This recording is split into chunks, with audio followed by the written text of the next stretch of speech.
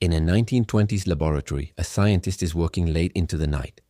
His name is Alexander Fleming, and he's about to change the world. But he doesn't know it yet.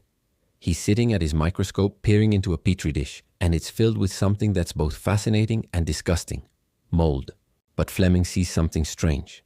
There seems to be a clear area around the mold, and when he looks closer, he realizes it's full of bacteria. And not just any bacteria, but the same bacteria that caused the infection that killed his brother. As he watches, a wild thought crosses his mind. Could this mold be killing the bacteria?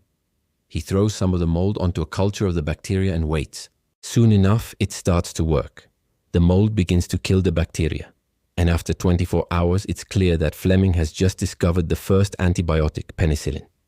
This is the incredible story of how penicillin was discovered. When Fleming first saw the clear area around the mold, he was puzzled. Why were the bacteria being repelled by the mold? He didn't know that molds produce a chemical called penicillin, which is toxic to bacteria but not to humans. To prove that penicillin was an antibiotic, Fleming needed to isolate it, but he didn't know how.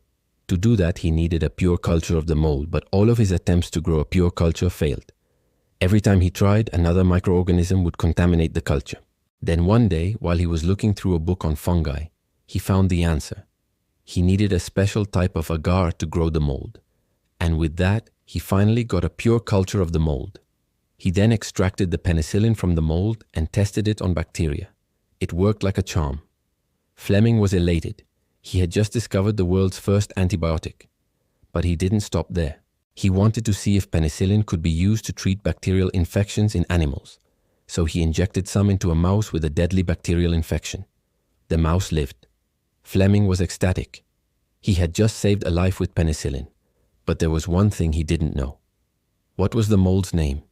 He named it Penicillium notatum, and the world would never be the same. Today, penicillin is one of the most widely used antibiotics in the world. It's been used to save countless lives.